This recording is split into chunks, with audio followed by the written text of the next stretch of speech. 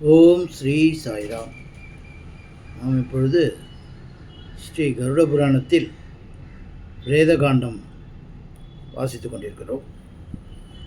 அதில் போன பாகத்தில் ஒருவன் மனம் செய்து கொண்ட தன் மனைவிக்கு பிறந்த புத்திரன் அவனுக்கு மட்டும்தான் அவனுக்கு காரியங்கள் செய்வதற்கு தகுதி உள்ளவன். அதே அவன் மனம் செய்து கொள்ளாமல் துணைவி வேறு மாதிரி சேர்த்து கொண்டு அவர்களுக்கு பிறகும் புத்திரன் இதுக்கெல்லாம் தகுதி உடையவன் அல்ல. அவர்கள் ஏதோ சில கர்ம காரியங்களை செய்யலாமே தவிர முழு உரிமையும் மனைவியாக ஏற்றுக்கொண்டவர்களுக்கு பிறக்கும் புத்திரனுக்கு தான் உண்டு என்பதையும் பார்த்தோம். அதுக்கப்புறம் பௌத்திரன், அதாவது பேரன் பிறந்தா அவன் ஒரு நல்லுலகை அடைவான். அவரை கொள்ளு பேரன் பிறந்தாக்க அவன் இன்னும் அதோடு நல்லுலகை அடைவான் அப்படிங்கிறத சொன்னாங்க. அதுக்கப்புறம் ஒரு பெண்ணை பெற்றவனுக்கு வாய்க்கும் மணமகன் அந்த பெண்ணுக்கு விலை கொடாமல், அதாவது இந்த வரதட்சணை அதெல்லாம் கொடாமல் திருத்துழாயோடு, அதாவது ஒரு துளசி தலத்தை வச்சு அவன் கன்னிகாதானம் செய்து கொடுக்க, அவளை மனம் புரிந்து கொண்டு அவளோடு வாழ்ந்து புத்திரனை பெறுவானாக, அந்த புத்திரன் தன் குலத்து 21 தலைமுறையினையும் காப்பான் அப்படின்னு சொல்கிறத பற்றி போன பாகத்தில் பார்த்தோம். இப்போ மேற்கொண்டு பகவான் ஸ்ரீமன் நாராயணன் சொல்கிறார். அவ்வாறு பிறந்த புத்திரனே தாய் தந்தையருக்கு கர்மம் செய்ய தக்க உரிமையுடையவன். ஒருவன் மரித்தால் அவனுடைய காதற் கிழத்தியின் மகன் சிறிது கர்மம் மட்டுமே செய்யலாம். அதான் அந்த காதற் கிழத்தின்னா மனம் செய்து கொள்ளாமல் வைத்து கொண்டவங்க, துணைவின்னு சொல்லுவாங்க. அவன் தான் செய்ய தகுந்த சிறிதளவு கர்மத்தை செய்வதோடு நிற்காமல் முற்றும் செய்வானாயின் செய்தவனும், அதாவது அந்த பையனும் மரித்தவனும் நரகம் சேர்வான். அவனுக்கு உரிமை இல்லை அப்படின்னு சொல்கிறார். ஆனால் காமக்கிழத்தியின் மகன் தன்னை பெற்றவனை குறித்து ஆண்டுதோறும் சார்த்தம் செய்யலாம். எது செய்யக்கூடாது? சிறிதளவு கர்மத்தை செய்வதோடு நிற்காமல் முற்றும் செய்வானாய். இறந்து போனோன்னா ஃபுல் காரியமாக எல்லாமே பண்ணுறது அப்படின்னாக்கா 2 பேருமே நரகத்துக்கு போவாங்க. ஆனால் வருஷம் அப்பா நினைவில் அவன் சில காரியங்களை செய்யலாம், சார்த்தம் செய்யலாம் அப்படின்னு. பெற்றவனை குறித்தென்று அவன் தலைமுறையில் உள்ளோரை குறித்து ஒன்றும் செய்யலாகாது. அவனுக்கு அந்த தலைமுறையெல்லாம் வராது. அதுதான் இதுலேருந்து என்ன தெரியுது? தர்மப்படி மனம் செய்து கொண்டு தான் ஃபுல்லாக. தர்மம் இல்லாமல் எது பண்ணாலும் அதெல்லாம் கணக்கில் வராது அப்படிங்கிறத இதுலேருந்து புரிஞ்சுக்கணும். அதுதான் கல்யாணங்கிறது என்னமோ நம்ம கொண்டாட்டமாகவும் இதுவாக பண்ணுறோம். அது ஒரு தர்ம காரியம். தர்மத்தின்படி 2 பேரும் அக்னிக்கு முன்னாடி சத்தியம் செய்து பல மந்திரங்களை ஓதி பல உறுதிமொழிகளை கொடுத்து இருவரும் இணைகிறார்கள். கல்யாணம் என்பது சாதாரணம் இல்லை, அது தர்மம். ஸோ அதில் பிறக்கும் புத்திரனுக்கு எல்லா உரிமையும் உண்டு. காமக்கிழத்தின் புத்திரனாயினும் அவர்களை பெற்றவன் இறந்தால் அவனை குறித்து தானங்களை செய்யலாம். தானம் யார் வேணால் செய்யலாம். ஆனால் அந்தனருக்கு போஜனம் முதலியன செய்விக்கலாம். அந்த நிலையை சாப்பிட மாட்டாங்க அப்படிலாம் தெரிஞ்சாக்க. இருந்தாலும் வற்புறுத்தி அதெல்லாம் பண்ணக்கூடாது. போஜனத்தின் பொருட்டு, போஜனம்னா சாப்பாடு பண்ணி, போஜனத்தின் பொருட்டு அரிசி முதலியவற்றை கொடுக்கலாம். அதை கொடுக்காமல் சொந்த மனைவிக்கு பிறந்த மகனைப் போலவே தன்னை நினைத்து கர்மங்களை செய்யலாம். அப்பா மேலே உள்ள பிரியத்தில் தெரியாமல் எல்லாம் தெரிஞ்சு செய்யணும் அப்படிங்கிறது. அதனால் அவங்க இதுவெல்லாம் நினைக்க வேண்டியதில்லை. அவனுக்கு உரிமை உண்டு. ஆனால் இந்த இது மாரிலாம் பண்ணக்கூடாது. அது என்னன்னு பெரியவங்களை கேட்டு தெரிஞ்சுக்கணும். தெரிஞ்சுட்டு அதுக்கு தகுந்த மாதிரி பண்ணணும். அதனால் அவன் ஒன்றும் பாவமுடையவன் இல்லை, அது கிடையாது. போய் அவனுக்கு சேராது, தனக்கும் அந்த பாவத்தை சேர்த்துக்கணும். அப்படிங்கும்போது அதை தவிர்க்கணும் அப்படிங்கிறதுக்காக பகவான் சொல்கிறார். சர்ப்புத்திரன் தீர்த்த யாத்திரை செய்யலாம். தனது பிதுரை குறித்து அன்னரூபமாயும் ஆமை ரூபமாயும் ஹிரண்ய ரூபமாயும் சார்த்தத்தை செய்யலாம். வேசி புத்திரன் தீர்த்த யாத்திரை செய்யின் அன்னரூபம் தவிர மற்ற 2 ரூபங்களில் எந்த ரூப சார்த்தத்தையும் செய்யலாம்.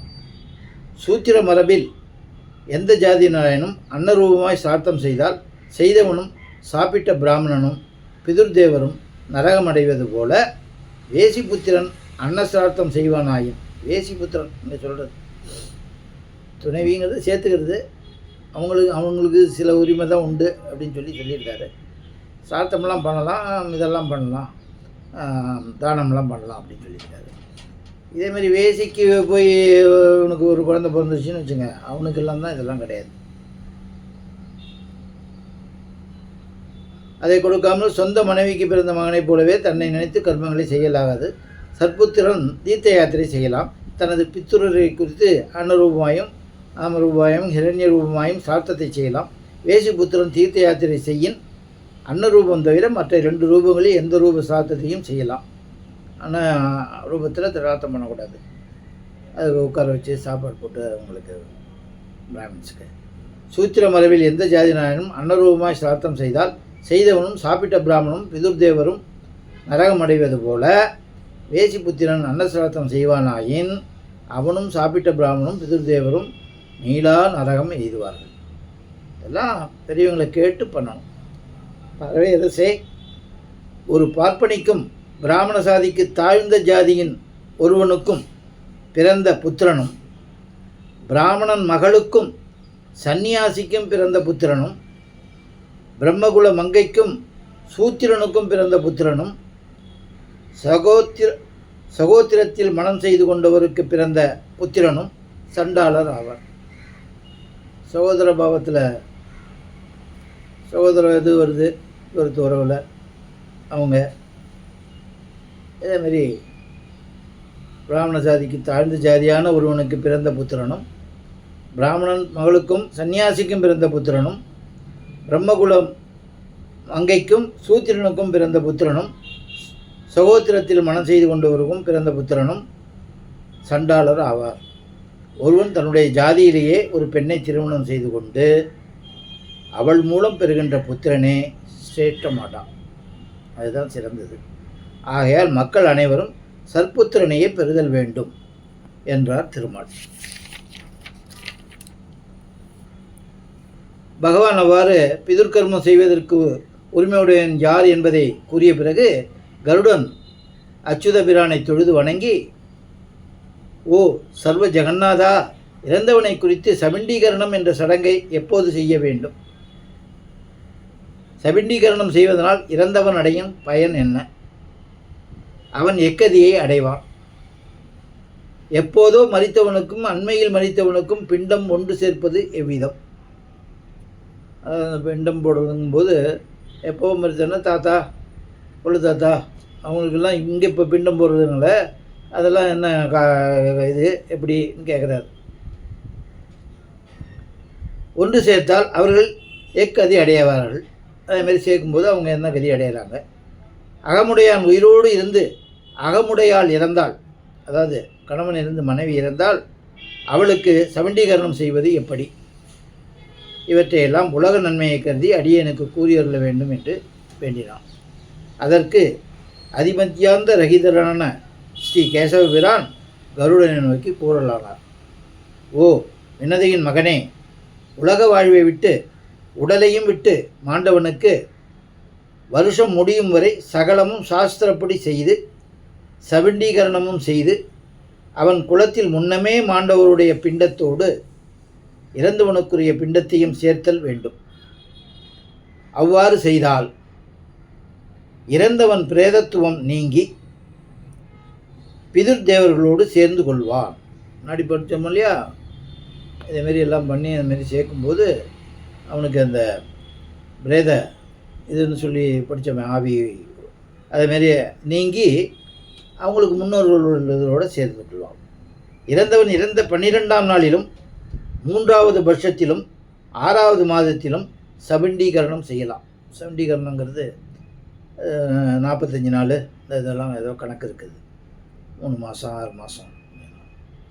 தந்தை இறக்க அவன் புத்திரன் தந்தைக்குரிய கருமங்கள் எல்லாவற்றையும் செய்து சபிண்டீகரணம் மட்டுமே செய்யாமல் நிறுத்தி வைத்திருக்கும் சமயத்தில் கர்மம் செய்த புத்திரனுக்கு கல்யாணம் செய்ய நேரிட்டால் பாதியில் உடனடியாக சபிண்டீகரணத்தை செய்த பிறகுதான் மனைவியை மனவினையை செய்தல் வேண்டும். கல்யாணத்தை செய்துக்கணும். அது செஞ்சு முடிக்கணும். சண்டீகரணத்தை பெண்டிங் வச்சுட்டு பண்ணக்கூடாது. இதெல்லாம் பெரிய இவங்களை கேட்டாங்க அது சொல்லுவாங்க. சண்டீகரணம் செய்யும் வரையிலும் மாய்ந்தவன் பிரேதத்து துணையே இருப்பான். அந்த சண்டீகரணம்னு அந்த 11ஆம் நாளோ 12ஆம் நாளோ பண்ணுவாங்க. அது அந்த இது பண்ணலைனாக்கா அந்த பிரேத இதுலேயே இருப்பாங்க அவங்க. அதுக்கு தான் அந்த 12 நாள் காரியத்தை பண்ணணும், அப்படி பண்ணணும்னு எல்லோரும் அடிச்சுப்பாங்க. பெற்றவங்களுக்கு நம்ம பண்ணுற கடமை கரை சேர்க்கறதுக்கு நம்ம பண்ணணும் அப்படின்னு சொல்லி. இந்த காலத்தில் எல்லாம் அதுக்கு நிறையா செலவாகுது, எல்லாராலையும் முடியல, நிறையா ப்ராக்டிக்கல் டிஃபிகல்ட்டிஸ்லாம் இருக்குது. என்ன பண்ணுறது? பண்ணி வைக்கிறவங்களுக்கும் பார்த்து இது பண்ணணும், இடத்த இந்த மாதிரியான வாங்கணும். பண்ணுறவங்களும் தனக்கு தகுந்த மாதிரியான எப்படியானு பண்ணி அதை நல்ல கதையை அடையணும் அப்படிங்கிறதுக்காக ஒரு நன்றி கடனாக நினச்சாலும் அதை பண்ணணும், செலவு பார்க்காம. ஆகையால் கருமம் செய்தவனுக்கு சிறிது அசுத்த தோஷம் இருக்கும். ஆகையால் அவன் சுபகாரியங்களில் ஒன்றையை கூட செய்யலாம். அது சண்டீகரணம் செய்யாமல் பண்ணான்னா அது நல்லா இருக்குது. சன்னியாசிகளுக்கு கூட பிச்சையிடல் ஆகாது. சன்னியாசி யாருன்னு வந்தாங்கன்னாக்கா அவங்களுக்கு பிச்சை கூட கூடாது. பிண்டம் சேர்த்த பிறகு இறந்தவன் பிரேதத்துவம் நீங்கி பிதிர்த்துவம் பெற்று மகிழ்வான். ஆதலாலும் தேகம் அனித்தியமாதலாலும் கிருத கிருத்தியம் பலவிதமானதாலும் 12ஆம் நாளிலேயே சண்டீகரணம் செய்வது மிகவும் உத்தமமாகும். 11 12ன்னு சொன்னால் இல்லையா, அது 12ஆம் நாள். 12ஆம் நாள் தான் அந்த சண்டீகரணம். 12ஆம் நாளிலேயே சண்டீகரணம் செய்வது மிகவும் உத்தமமாகும். ஔபாசனம் செய்வதற்கு விக்னம் நேரிட்டாலும் கூட 12ஆம் நாளில் சண்டீகரணத்தை செய்யலாம். சண்டீகரணம் செய்த பிறகு தாய் தந்தையர் குலத்தில் 3 தலைமுறையில் உள்ளவருக்கும் சிரார்த்தம் செய்ய வேண்டும். தாய் தந்தை 3 தலைமுறை அதெல்லாம் பேரெல்லாம் தெரிஞ்சிருக்கணும். அதெல்லாம் பெற்றோர்கள் எல்லாம் சொல்லி வைக்கணும். இந்த காலத்தில் அதெல்லாம் பண்ணுறதில்ல, எப்படியோ வாழ்ந்துட்டு போயிடுறாங்க. தாத்தா பேர் யாருன்னு கூட சில பேருக்கு தெரியல, கொள்ளு தாத்தா பேர் தெரியல, அதுக்கு மூத்த தாத்தா பேரும் தெரியல. முன்னாடிலாம் 7 தலைமுறை தெரிஞ்சு வச்சுருப்பாங்க. இப்போ 3வே கஷ்டம். அந்த 3லேயும் 3வும் தெரியறதில்ல. என்ன எல்லாம் போயிட்டு அங்கே நான் பார்த்த மாரிலாம் இதுவாக பண்ணுவாங்க. இதெல்லாம் தெரிஞ்சுக்கிட்டு இதெல்லாம் தெரிஞ்சுக்கிறோம் இல்லையா, தெரிஞ்சதுனால இனிமேல் நம்ம அதுமாரி இருக்கணும். தெரிஞ்சவங்களுக்கும் அதை சொல்லி பண்ணணும் அப்படின்னு சொல்லி அவங்களுக்கு புரிய வைக்கணும். அதுக்காக தான் இந்த படிக்கிறோம். நம்ம சண்டீகரணம் செய்த பிறகு தாய் தந்தையர் குலத்தில் 3 தலைமுறையில் உள்ளவருக்கும் சிராத்தம் செய்ய வேண்டும். ஒருவருக்கு மட்டுமே சிராத்தம் செய்யக்கூடாது. சோடசம் சண்டீகரணம் முதலியவற்றை செய்தால் இறந்தவன் பிரேதத்துவம் நீங்கி பிதர்களோடு சேர்ந்து மகிழ்ந்து இன்பமடைவான். பெண்ணை பெற்றவன் பொருள் சிறிதும் வாங்காமல் அந்த பெண்ணை கன்னிகாதானம் செய்திருந்தால் பின்பு அவன் இறந்தால் அவளுடைய அகமுடையான் கோத்திரத்தை சொல்லி சமஸ்த கிரியைகளையும் செய்தல் வேண்டும். இறைச்சியை விற்பவனைப் போல